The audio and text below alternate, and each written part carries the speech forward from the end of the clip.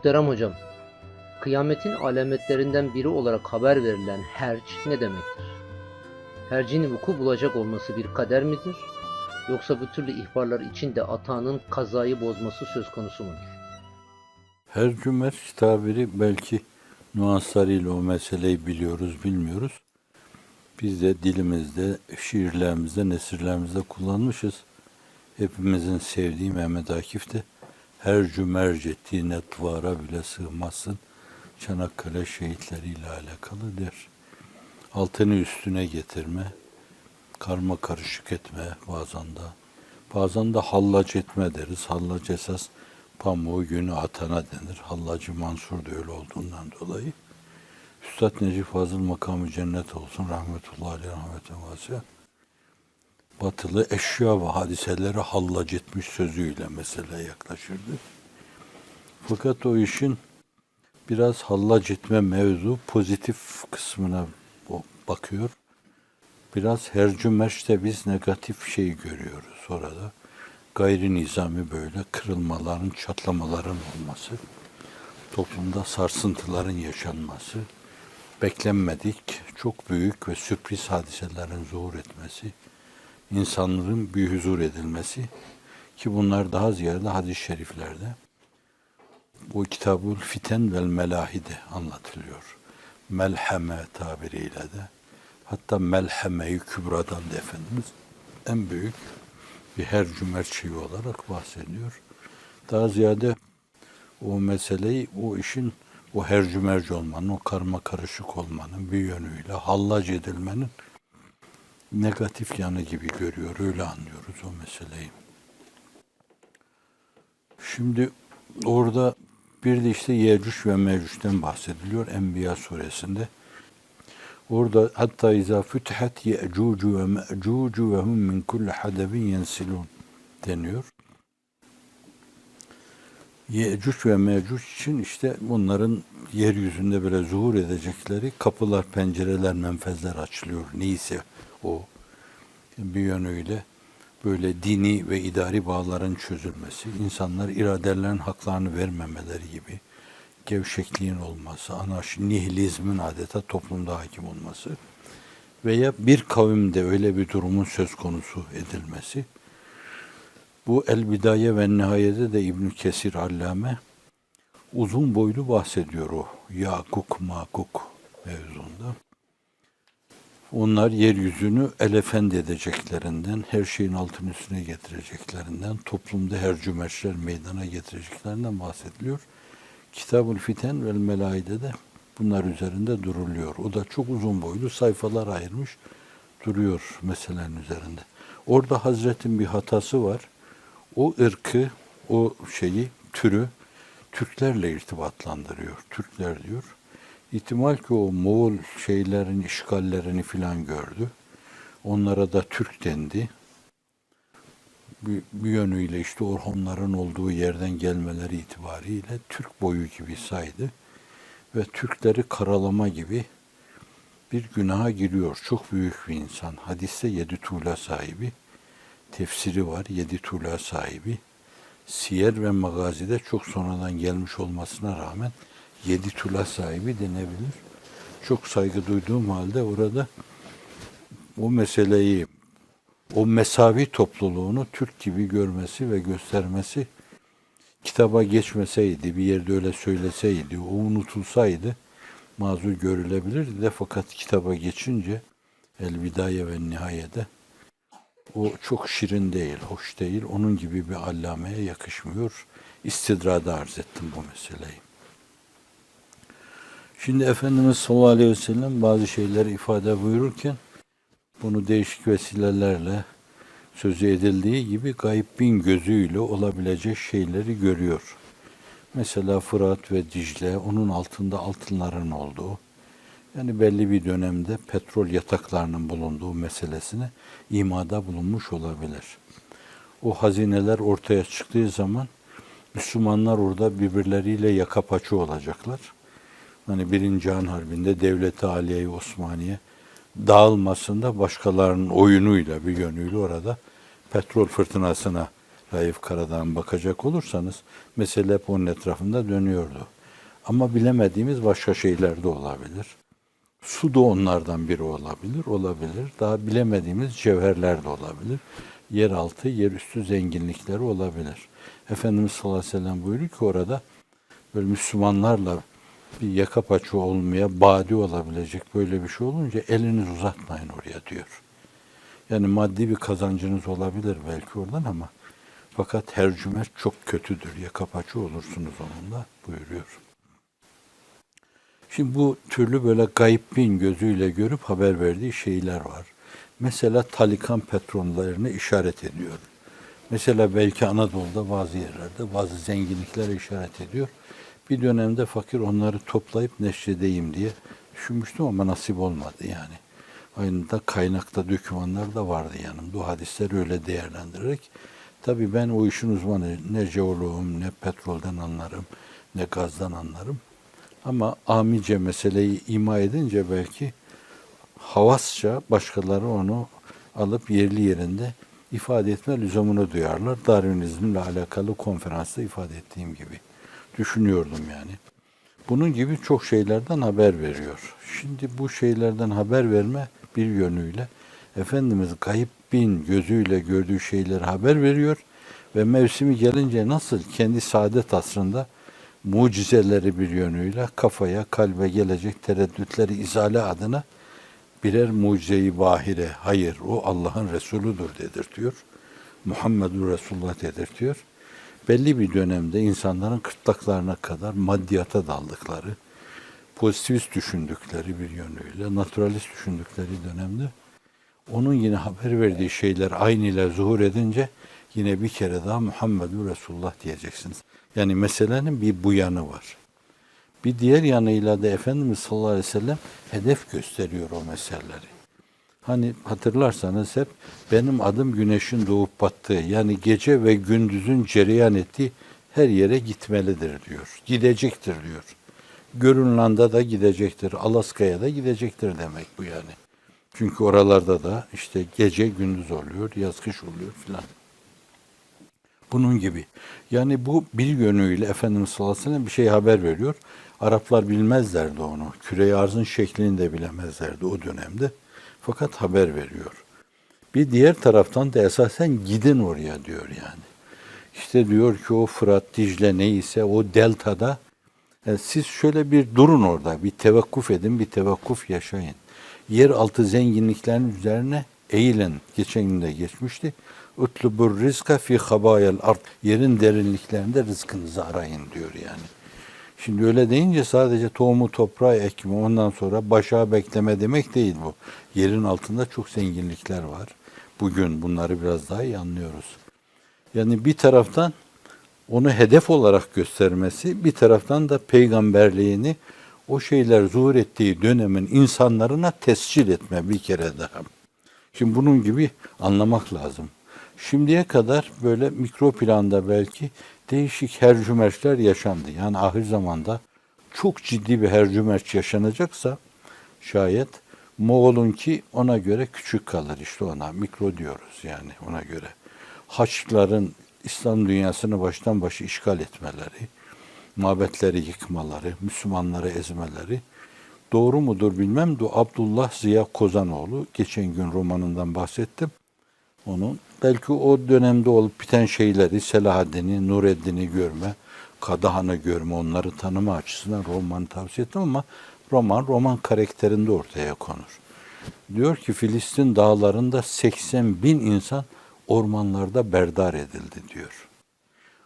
O günkü dünya nüfusu açısından meseleye bakacak olursanız, o dar coğrafyadaki insanlar açısından meseleye ele alacak olursanız, mezalimin sınırlarını varın siz kıyas edin yani. Şimdi öylesine gelmiş geçmiş. Şimdi bunlar da Efendimiz sallallahu aleyhi ve sellem'in resmettiği ahir zamandaki o hercü merce nispeten yine küçük kalır yani. Bunlara da mikro diyebilirsiniz. O meselenin de makrosu var.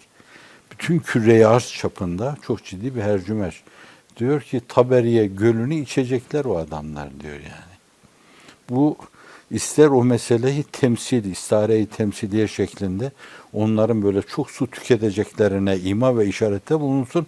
İstersen meselenin mecazı değil de hakikate murad edilsin. Fakat ürpertici bir şey yani. Gölü bitirecekler adamlar. Böyle olunca mesele çok müthiş. Şimdi bir yanı olacak şey haber veriyor. Bu mesele olmaya başladığı an yani Moğol işgalinde niceleri, binlercesi demiş ki Muhammedur Resulullah.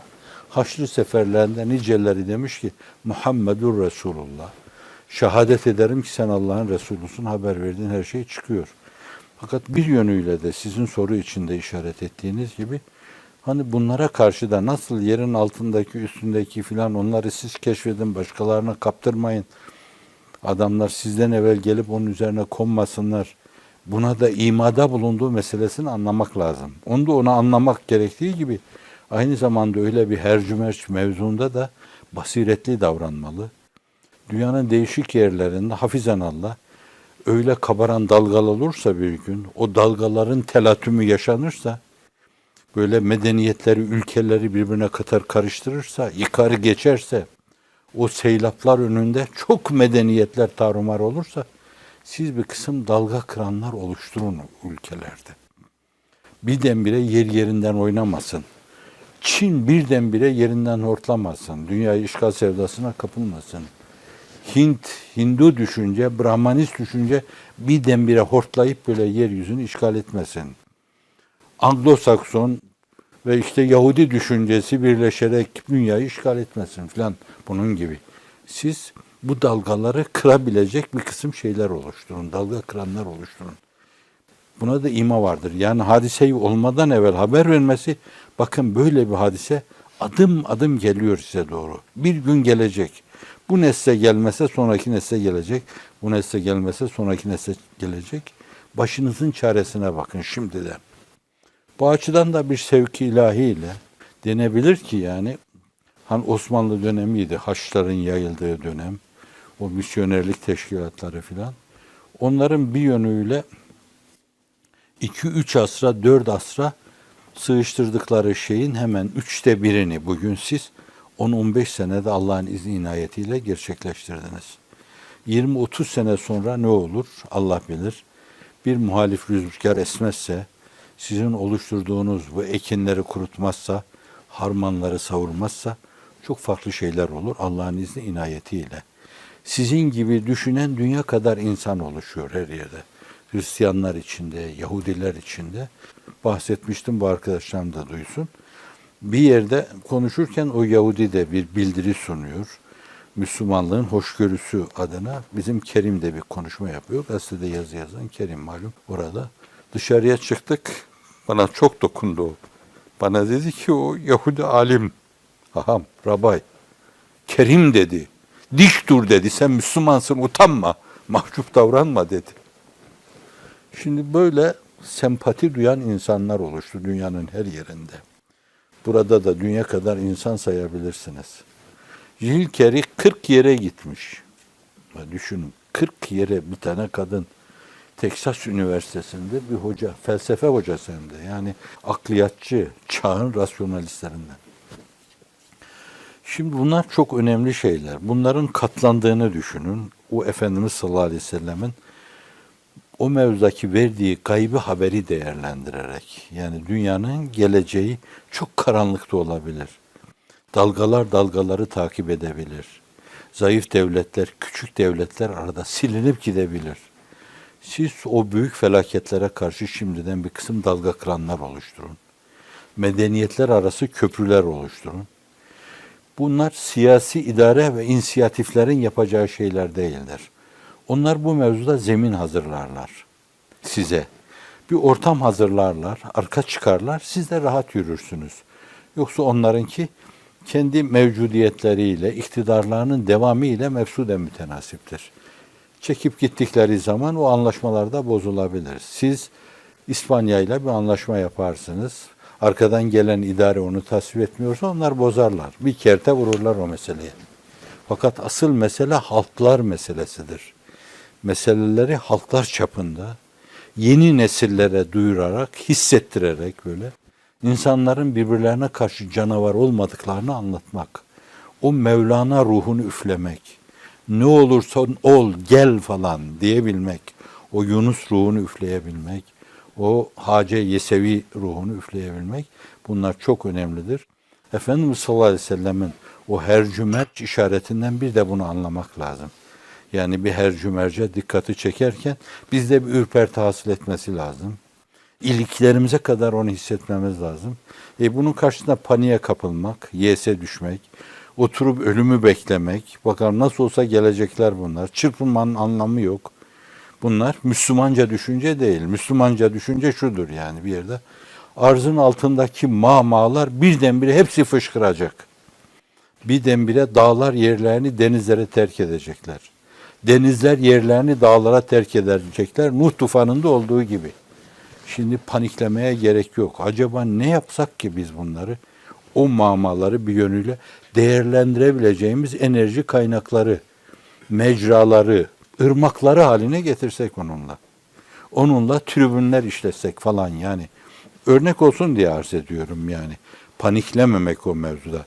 Böyle bir şey haber verilmişse bence şimdiden o işin altyapısı hazırlanarak ona göre bir kısım çareler aranmalı. Şimdi bu böylesine makro bir planda falanın filanın idraki filan demeyin yani. Ben hep acizan onu men ediyorum onu söylemede. Hani birileri belki mikro planda bir şey demiştir. Şunu yapın hele başlayın bununla demiş olabilir. Fakat Cenab-ı Hak öyle bir şeyi murat buyurmuş. Bir milletin içine atmış o duyguyu. O millet söylenince hemen sahip çıkıyor. Bir de meselenin makuliyeti, mantıkiyeti böyle umum tarafından hüsnü kabul görünce tereddüt etmeden insanlar o istikamette koşuyorlar. İşte bunlar şimdi birer nüve halinde ve gelecekte Allah'ın izni inayetiyle bunlar çoğalınca zannediyorum o milletlerin belli ölçüde kaderlerine de hakim olunca öyle ittifaklı o dalgaların oluşmasına zannediyorum fırsat vermezler. Ha olur mu olmaz mı onu bilemeyiz. Allah'ın bileceği şey de bizim şimdi aklımıza gelen şey bu. O dalgaları kırmak için dalga kıranların bu türü. Aklımıza gelen şey bu. Daha güzel, daha müthiş, daha tutarlı, daha rasyonel dalga kıranlar, projeleri olan varsa onları da uygulamaya koruz veya kor arkadaşlarımız. Onlar da uygulanabilir. Ne kadar hızlı hareket edersek o kadar kârdır bence. Ne kadar hızlı hareket edersek daha çok sulh adacığı oluşturulur. Daha çok yani farklı bir toplum, farklı bir millet, farklı bir beyaz dünyada.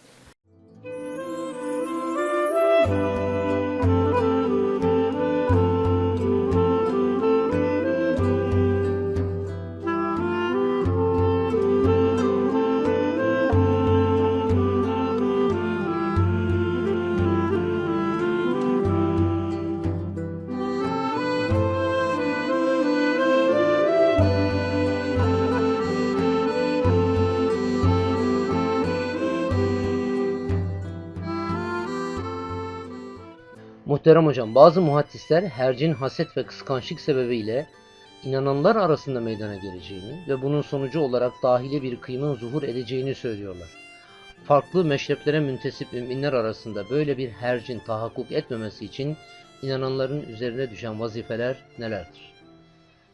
Şimdi büyük herç, makro herç, merç filan diyeceğimiz şey arz ettiğim gibi yani Yakuk, Makuk, Moğol, Mançur diyor bir yerde Hazreti Pir'de. Onu şimdi böyle güçlenen, amudi yükselen devletlerin yapısına, hırslarına, şimdiye kadar ezilmişliklerine bakarak bir intikam hırsıyla bir yönüyle başkalarının sistem körü olmalarına karşılık amatörce onların gayretleri, cehdleri sayesinde hakim duruma gelmeleri biz biraz meseleyi onlar üzerinde döndürüyoruz. Yani bunlar olabilir diyoruz. Hiç belli olmayabilir yani. Çok farklı bir şey de olabilir. Yani teknolojiyi çok ileriye götüren modern yorumculardan bazıları hatta izâ fütihat ye'cucu ve mecucu ve min kulli hadebin yensilun. Yensil kelimesi nesilden geliyor. O şeyler gibi, saylonlar gibi böyle makina insanlar, yani yarım makina insanlar, şuursuz, mantıksız, merhametsiz, böyle programlandıkları gibi gidip tahribat yapacak şeyler de olabilir. Bilemeyiz bunlar. Yani bir yerde bunlar üretiliyor da olabilir şimdi. Pilotsuz uçaklar nasıl yapıyorlar? Onlar da bir yerde projeleri vardır, üretiliyordur. Kurgu filmlerde oldu onlar, yani gösterildi. O zaman o Soğuk Harp döneminde Amerikalılar Ruslara karşı filan yapıyorlardı onu, ama fakat yani şimdi dünyadaki Müslümanların düşmanları kime karşı yaparlar belli değil. Bu açıdan o hercin de mercin de bir de böyle yarı makinalara ait yanı var ki, yani o işte şimdiden düşünülmeli, bilemiyoruz. Böyle karşınıza tanklar çıkar, uçaklar çıkar, insanlar çıkar, robotlar çıkar böyle size. Ve hakikaten insan gibi hareket eden robotlar çıkar karşınıza. Onlar dünyayı hercümerce verebilirler. O onun büyüğü diyoruz, yani büyük bir hercümerç diyoruz. Fitne, melhame-i kübra diyoruz ona. Bir de onun berisinde biraz, belki ona da yine zilliyet planında hercümerç diyeceğim. Bence böyle dost olması gerekirken, mesela başta Müslümanlar, işte A grubu, B grubu, C grubu, D grubu ne olursa olsun, madem Allah bir, kitap bir, Kur'an bir, kıble bir ne kadar bir, bu kadar birbirler hep bir ve beraber olmayı gerektirirken, bazen tenafüs duygusuyla, bazen rekabet duygusuyla, hatta bazen de kıskançlığa varan bir hisle önünüzü almaya çalışabilirler. Yani şu anda da küçük planda görüyoruz bunları. Mesela bir yerde diyelim siz bir cami yaptırtacaksınız. İşte o cami birileri için yaptırtmak istiyorsunuz veya kültür lokalini birileri için. Hemen aynı zamanda alnı secdeli başka bir grup gidip diyor ki biz size daha alasını yaparız buraya. Ha, bize yaptırtmazsanız karşınızda bir tane cami yapar, bir de külliye yaparız. Sizi tesirsiz hale getiririz diyorlar. Yani küçük çapta bu meselelerin şimdi öyle zuhuru, gelecekte bu kıskançlıkların, bu hasetlerin, belki de hani tenafüslerin, rekabetlerin doruğa çıktığı dönemler olacak yani. Bu da zilliyet planında yine bir hercümeçtir Müslümanlar arasında. Hani diğerleriyle, diğerlerinin ortaya koyduğu hercümerç, bu hercümerç karşısında sizin tavrınız, mücadeleniz, onu savmaya çalışmanız. Uğurda ölürseniz şehit olursunuz. Onları savarsanız, bertaraf ederseniz insanlık adına bir kazanç olur o. Fakat beri tarafta müminlerle öyle savaşacak gibi değil ki yani onlar. Mümini öldürdüğünüz zaman da Efendimiz yine o Kitab-ı Fiten vel Melahim'de buyurduğu gibi katil de maktul da ikisi de cehenneme buyuruyor. Sahabi soruyor, nasıl ikisi de cehenneme? Diyor ki maktul da esasen onu öldürme hırsıyla kıvranıp duruyordu. O da niyetinin cezasını görecek orada buyuruyor. Şimdi işte böyle bir hercümerç, bir yönüyle küçük bir hercümerç ama Müslümanlar arasında. Bu başta böyle hareket planında ve rakipler zuhur edebilir. Onlar yapıyor, biz niye yapmayalım filan diyebilirler. Oysa ki hak yolunda olan herkesi alkışlamak lazım hizmette. O kadar geniş alan var ki, dünyada o kadar bakir yer var ki, birinin bir yönüyle böyle alan olarak ihya ettiği bir yer, ihya edilmiş bir araziye girmek İslam hukuku açısından caiz değildir. Men ahya ardan meyteten feyyeleh buyuruyor hadis-i şerifte. Bir kimse ölü arazi ihya ederse orası onun olur. Şimdi biri gitmiş diyelim ki Güney Afrika'da bir şey yapıyorsa gidip onun yanında yeniden aynı şeyleri yapmak doğru değil. Gitmiş arkadaşlarımıza, bazı arkadaşlarımız Kur'an kursuyla, camiyle hizmet ediyorlar. Biraz böyle kartizyen düşünceyle onların o alanlarına girmeyin dedim ben. Yani cami şey onların olsun. Eğer sizin alanınız dediğimiz kültür lokali gibi, okul gibi şeyler, anaokulları gibi, kreşler gibi şeylerse bence o alanda devam edin. Şimdi bu mevzuda bir yönüyle böyle alan ihlaline kalkınmazsa zannediyorum mesele huzurlu götürülebilir. Hafizanallah böyle kıskançlıktan dolayı, rekabet hissinden dolayı onlar var da biz niye yokuz gibi mülahazalara girilirse, evet Hazreti Üstad kardeşler arasında, mümin kardeşler arasında rekabeti bile tecviz etmiyor. Evet, rekabet çünkü hasetle hemhuduttur. Haset de el haset ye'kulul hasenat kema te'kulun nar el hatab. Ameli yer bitirir, ateşin odunu yiyip bitirdiği gibi. Hafizanallah. Şimdi bu da küçük çapta bir hercümerçtir bence. Bunun için de şimdiden böyle bir kısım bariyerler oluşturmak, böyle tedbirler oluşturmak, stratejiler oluşturmak lazım. İmkanı varsa A, B, C grubu bunlar arasında münasebetler tesis ederek nasıl Hristiyanlarla, Yahudilerle, Budistlerle, Brahmanistlerle ve Müslümanlıktaki değişik mezheplerle yani Maliki ile, Şafii ile, Hanbeli ile hatta Türkiye'nin siyasi politikası olarak Şiilerle devletler arası münasebet açısından, komşuluk münasebetleri açısından, alışveriş açısından, bölgedeki birliğin yararlı olması açısından belli münasebetler tesis ediliyor. Sınırları belli bunların. Şimdi böylesine yani münasebet tesis etmemiz sorgulanabilecek hususlarda bile münasebetlerin tesis edildiği bir dönemde ehli imanın birbirine karşı kıskançlık içine girmesi, rekabetle hareket etmesi, yok niye onlar var da ben yokum demesi filan bu tecviz edilecek gibi değil. O bakımdan şimdiden bir şeyler oluşturmak lazım. Yani orada her zaman böyle aynen sizin gibi milime milimine Hanefi düşünen, sizin gibi milime milimine Şafii düşünen, sizin gibi milime milimine Maliki düşünen deyim.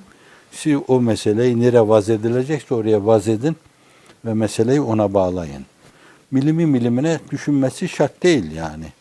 Hani diyelim ki sizden böyle güvendiğiniz insanlar bazı yerlerde bunlar bazı vazifelerle istihdam ederken, bazı yerlerde bunları kullanırken, bazı yerlerde onlara imkan hazırlarken, yol verirken, imkanlarınızı o istikamette değerlendirirken, onlardan da bazı insanları işin içine almak suretiyle bir cemilede bulunmak.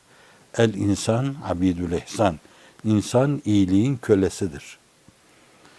Bir de korkuyorsanız, endişe duyuyorsanız ahsin ila men ittakayte şerre. Size gelip ulaşacak şerrinden ittika ettiğiniz kimselere iyilikte bulunun. Evet. Yani bu mevzuda söylenecek çok söz vardır. Yani şimdiden kalpleri yumuşatmak lazım. Bu insanlara civanmertçe davranmak lazım. Hafız-ı Şirazi'den aldığı Uhuvvet Risalesi'nin içine yerleştirdiği üstadın bir sözü var, bildiğiniz söz. Size göre fazla gelebilir. Asayişi dukiti tefsiru indu harfest badusi tan mürüvvet ba düşmenen müdara. İki cihanın onun tercümesiyle ediyorum. İki cihanın emniyetini iki harf tefsir eder diyor. Asayişini iki harf tefsir eder. Dostlara karşı mürüvvetkârane, insanca, Frenç ifadesiyle humanistçe hareket etmek lazım. Düşmanları da idare etmek lazım. Evet, zararı azaltmak lazım. Cepheyi daraltmak lazım. Mücadele cephesini daraltmak lazım. Şimdi zannediyorum yani böyle yapılan şeyleri serişte ederek hemen mukabelede bulunmamak lazım. Ve la in sabertum le ve hayrun lis-sabirin Kur'an diyor. Dişinizi sıkar, sabrederseniz, kötülüklere karşı iyilikle mukabelede bulunursanız, Kur'an-ı Kerim'in düsturu bu. فَاَتْفِي سَيِّئَةَ بِالْحَسَنَةِ Kötülükleri iyilikle sav diyor. Yine Hazreti Pir'in bir şeyini müsaadenizle anlatmıştım, anlatayım ben. O Cumhuriyet Gazetesi'nin karikatüristi vardı. Şimdikilerden bir tanesinin de kardeşiyim. Herhalde böyle bir duyma, dinleme, görme, kendine göre bir de kendi zaviyesinden Üstad Hazretleri'ni okumak üzere ya Barla'ya ya Emirdağ'a gidiyor. O içeriye girince bir gazeteci olarak Üstad o kendi kemali, kendi terbiyesi, kendi saygısı. Yani bizde, milletimizde misafire karşı saygılı olmak. Kim olursa olsun. Kim olursa olsun. Ona saygı gösteriyor. Yani bunu ben bugün hayatta olan şeylerden, Sungur abiden dinlemiştim. Bu talebeler rahatsız oluyor. Hususiyle Zübeyir abi merhumda öyle bir kıskançlık vardı ki yani Üstadı üstattan bile kıskanırdı o. Öyle bir kıskançlığı vardı ona karşı. Öyle bir bağlılığı, şahsına bağlılığı vardı. Bunlar çok rahatsız oluyorlar, etrafındakiler. Niye bu adama, bu bağışlayın, ne ödeyi belirsiz adama karşı böyle bu kadar ihtiramda bulunuyor? Yanında oturuyor, onun o kendi yumuşak ifadeleri filan, siz gazeteciler böyle, işte kamunun naşir efkarısınız, milletin naşir efkarısınız. Çok hizmet yapabilirsiniz, edebilirsiniz. Sonra yumuşakça kalkıp ayrılıp gidiyor ondan. Olumsuz bir şey de yapmıyor sonra. Gittikten sonra topluyor onları. Diyor ki, şimdi benim yaptığım şeyden dolayı siz rahatsız oldunuz. Mesela sizin 100 tane düşmanınız olsa, bunu 99'a indirmeyi düşünmez misiniz diyor. Veya 100 düşmanınız var. Herhalde onun 101 olmasını istemezsiniz diyor. Çok basit yani. İki cümle içinde çok önemli bir espri gizli. Yani bununla bazı kimselerin o şiddetini, hiddetini, öfkesini kıracaksanız bence kırmak lazım. Düşmanları çoğaltmamak lazım. Düşman cephesini güçlendirmemek lazım. Dik durmak başkadır, dikleşmek başkadır bence. Hâzâ huvel hak. Femâzâ ba'del hak illa'd-dalâl. İhtina sıratal müstakim. Sıratallezîne en'amte aleyhim gayril mağdûbi aleyhim veleddâllîn. Amin. Ve sallallahu ala seyyidina Muhammedin ve ala alihi ve sahbihi ve sellem.